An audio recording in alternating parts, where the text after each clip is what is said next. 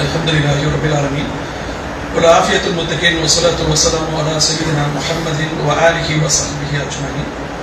அன்பிற்கினிய சகோதர சகோதரிகளே, நம்ம எல்லோருமே எந்த கொள்கையில் உள்ளவராக இருக்கட்டும், எந்த ஜமாத்தை சேர்ந்தவராக இருக்கட்டும், நமக்குள் எத்தனை கருத்து வேறுபாடு இருக்கட்டும், ஆனால் நம்ம எல்லோருடைய இலக்கு ஒன்று எதுவாக இருக்கும் அப்படின்னு கேட்டால் ஒரே இலக்கு தான் இருக்கும்.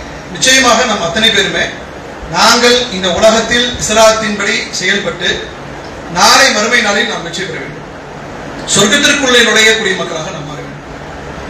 இந்த ஒற்றை இலக்கில் நமக்கு யாராவது காம்ப்ரமைஸ் இருக்குமான்னு கேட்டால் கண்டிப்பா காம்ப்ரமைஸ் இருக்காது. அது யாராக இருந்தாலும் சரி, லா இலாஹா இல்லல்லாஹ் முஹம்மது ரசூலுல்லாஹ் என்கிற கலிமாவை ஏற்றுக்கொண்ட ஒரு முஸ்லிம், அவர் எந்த கருத்தில் உள்ளவராக இருந்தாலும் சரி, தான் ஒரு சொர்க்கத்தை இலக்காக்கவில்லை என்று சொல்ல முடியாது. ஷியாவை நீங்கள் எடுத்துக்கொண்டாலும் சரி, ஷியா பிரிவாக இருந்தாலும் சரி, ஷியா எதை பின்பற்றாங்க? குரானை தான் பின்பற்றாங்க.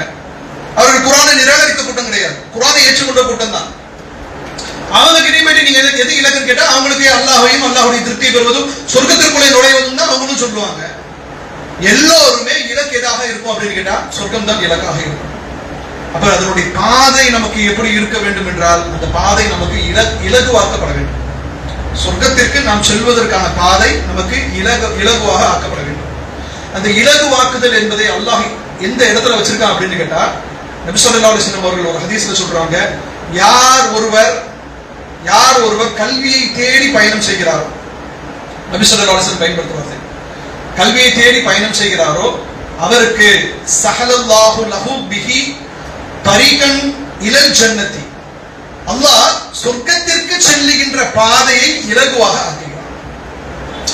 எல்லோருடைய இலக்கும் ஒன்றாக இருக்கிறது, நான் சொர்க்கத்திற்கு செல்ல வேண்டும், நாம் எப்படியாவது சொர்க்கத்திற்குள்ள போயிடும், அந்த நாளின் விசாரணையில் அந்த விசாரணையில் அல்லாஹ்வுடைய திருப்தியை பெற வேண்டும் என்பது நம்முடைய இலக்காக இருக்குமே. ஆனால் நபி ஸல்லல்லாஹு அலைஹி வஸல்லம் அவர்கள் சொல்றது என்ன அப்படின்னு கேட்டா, நீங்கள் இந்த உலகத்துல கல்வியை தேடி பயணம் செய்யுங்கள், கல்விக்காக பயணம் செய்யுங்கள்.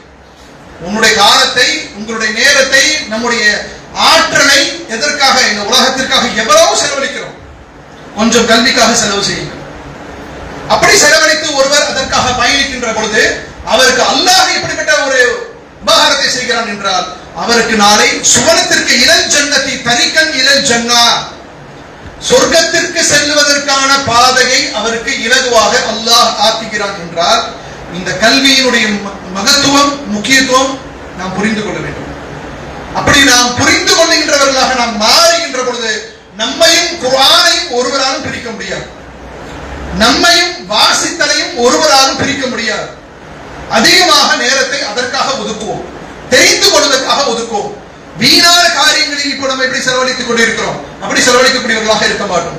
அப்படி நாம் பயனுள்ளதாக நம்முடைய நேரங்களை செலவழிக்கின்ற பொழுது நிச்சயமாக அது சுவனத்தினுடைய வழியை, பாதையை நமக்கு எளிதாக்கி தரும். அப்படி எளிதாக்கின்ற பொழுது நமக்கு சரியான தெளிவு கிடைக்கும், நாம் சரியான மார்க்கத்தில் இருக்கிறோம், சரியான புரிதல் இருக்கிறோம் என்கிற ஒரு உறுதிப்பாட்டை நமக்கு தரும். அப்படியான உறுதிப்பாட்டை பெறுவதற்கு நபி ஸல்லல்லாஹு அலைஹி வஸல்லம் அவர்கள் கல்வியை தேடுவதை நமக்கு ஒரு வழிமுறையாக சொல்லி தந்திருக்கிறார்கள். அந்த வழிமுறையில் நாம் பயணிப்போம், அதிகமான கல்வியை தேடி நாம் அதற்கான முயற்சிகளில் ஈடுபடுவோம். அல்லாஹ் சுப்ஹானஹு வ தஆலா அப்படி அதிகமாக கல்வியை தேடுகின்ற நன்மக்களாக, சுவனத்தினுடைய பாதை நமக்கு இலகுவாக்கப்பட்ட நன்மக்களாக நம் அனைவருக்கும் அத்தகைய ஒரு பெரும் பாக்கியத்தை தந்து அருள் புரிய வேண்டும் என்று கூறி நிறைவு செய்கிறேன். வாஹிரு தவானா அல்ஹம்துலில்லாஹி ரப்பில் ஆலமீன். அஸ்ஸலாமு அலைக்கும் வரஹ்மத்துல்லாஹி வபரகாத்துஹு.